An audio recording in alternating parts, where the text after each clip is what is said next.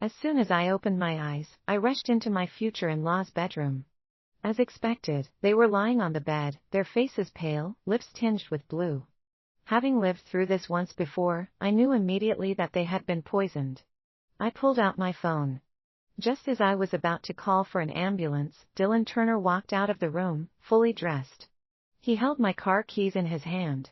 Glancing at his parents on the bed, he remained cold and indifferent. "I'm borrowing your car." I couldn't help but ask, "Don't you care that your parents are like this?" Dylan let out a mocking laugh. "Are you serious? Dad, Mom, do you really think I can't see through this act? Stop playing these ridiculous games." His icy words sent a chill down my spine. Seeing him turn to leave, I ran forward and blocked his path. "Dylan, this isn't an act. I don't care whether you believe it or not. Your parents are in serious danger. They need to go to the hospital right now. Then take them yourself. Why are you stopping me? I'm not a doctor." He shoved me aside, his gaze filled with nothing but disdain. "Fiona, why are you using the elderly to pull a stunt because you're jealous? That's disgusting." With that, he turned and rushed off as if someone more important was waiting for him.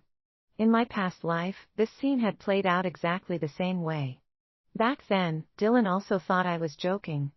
However, after I repeatedly blocked his way and as his parents' condition worsened, he eventually stayed. In the end, he carried both of them downstairs himself and rushed them to the hospital. We got his parents, Andrew Turner and Sally Lyman, there in time, so they regained consciousness after having their stomachs pumped. Just as relief set in, Dylan received a call from the police station. His precious first love, Lauren Watson, had fallen into the sea while on a fishing trip. Her body was never found. After handling her funeral, Dylan's grief turned into rage, and he took it out on me. We went through with our wedding. But on our honeymoon, he took me out to sea. In waters teeming with sharks, he drove a knife into my back and tossed me overboard. The freezing ocean swallowed me whole. The scent of blood drew the sharks, and they tore into me like a plaything, their teeth sinking into my flesh, bite after bite.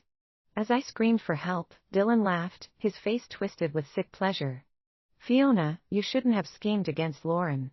This is your punishment." Even now, I could still feel the shark's teeth buried in my skin. A shiver ran down my spine. My body was heating up. I knew the situation was urgent. I pulled out my phone and dialed for an ambulance. Dylan's parents had always treated me well. I couldn't just stand by and watch them die. The emergency call center quickly notified a nearby hospital. Before long, my phone rang. I didn't wait for them to speak. I immediately gave them the address, detailed Andrew's and Sally's conditions, and listed what they needed to prepare. I had been through this before, so I knew their condition. Every saved minute increased their chance of survival. Before I could finish speaking, a familiar voice interrupted me from the other end of the line. It was Dylan's best friend, Nathan Hodges. "You sure know a lot of medical terms. You must have taken a while to search all that on the internet, right?" I froze. "What do you mean?" "Dylan already called me. I know exactly what you're trying to do.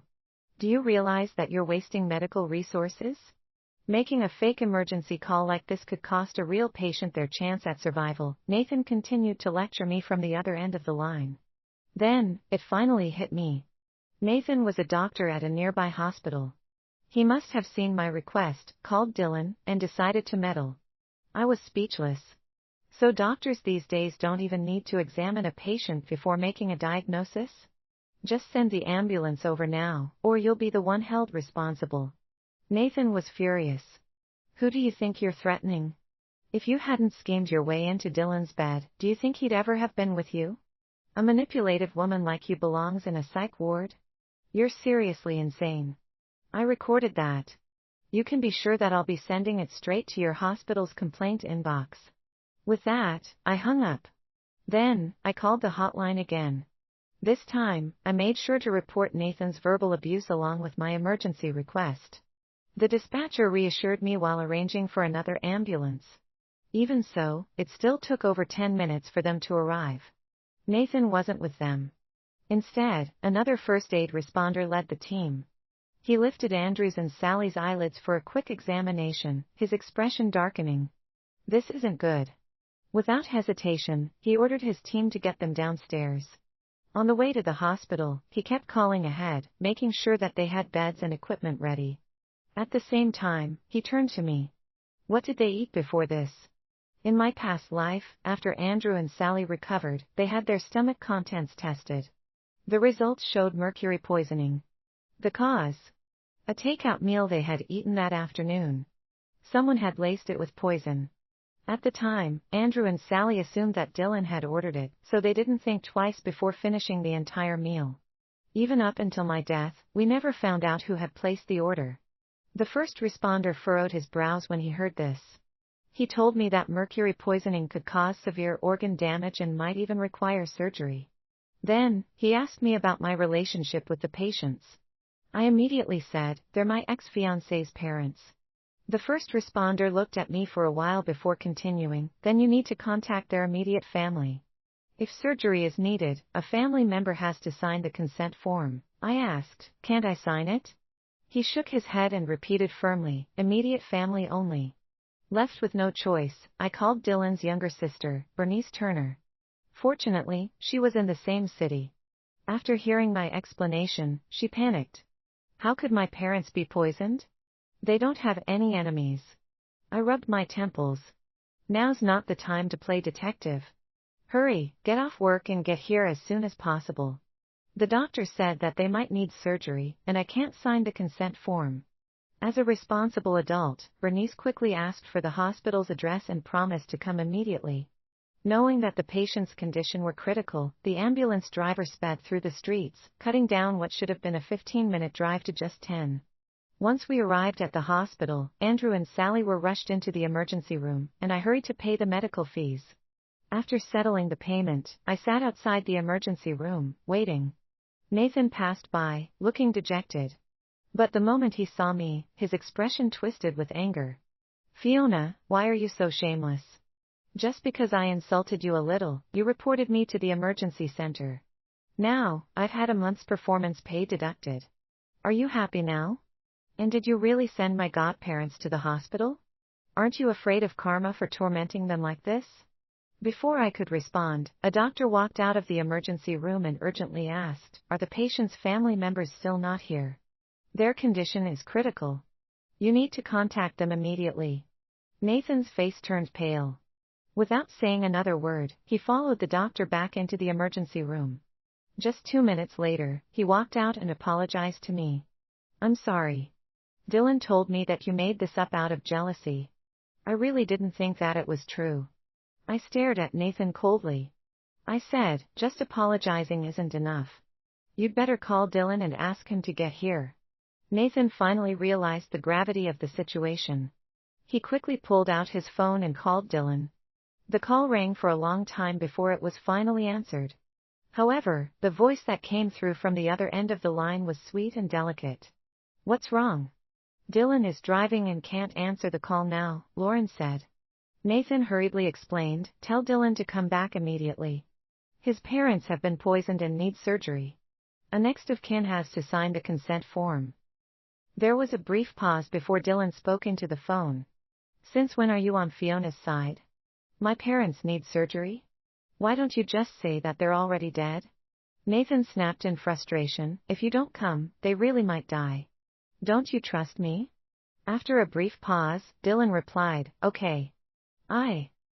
Before he could finish, Lauren interrupted, you're not actually believing this, are you? Have you forgotten how they faked being sick to trick you before? Dylan's voice became cold. Tell Fiona if she dares to curse my parents by spreading lies about them being poisoned again, I'll call off our engagement. Then the line went dead.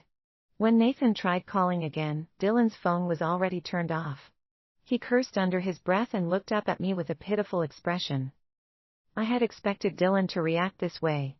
After all, he hadn't even spared his parents a single glance when they were in a coma in front of him. Why would a mere phone call change his mind?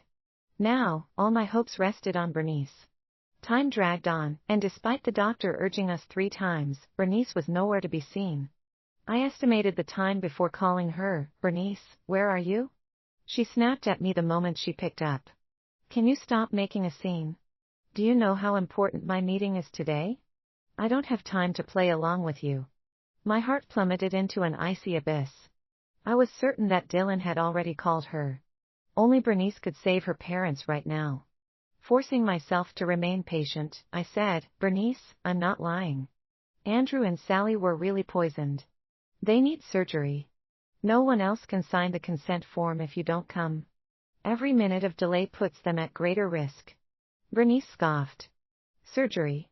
You really have all the tricks, don't you? Let me give you some advice. Drop the act.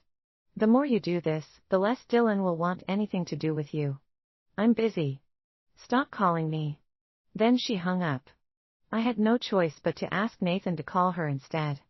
He had known Bernice since they were young, so I figured that he could convince her. Bernice was convinced we were conspiring together. She gave him the same response. I'm not coming. Even if this is real, I'm not a doctor. What difference would it make? Nathan lost it and started cursing at her. Bernice, do you have a heart?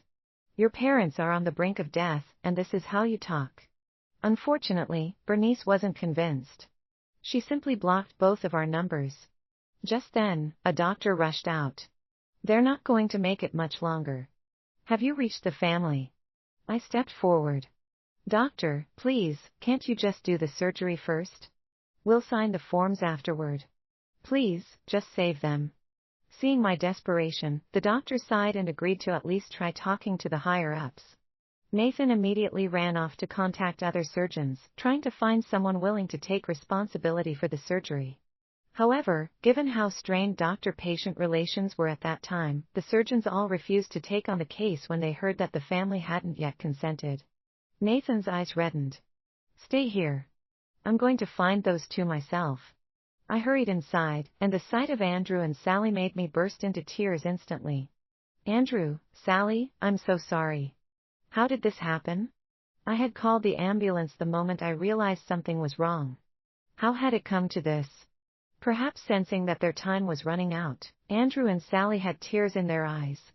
They called out for Dylan and Bernice. My throat tightened as I asked a nearby nurse to lend me a phone to call Dylan.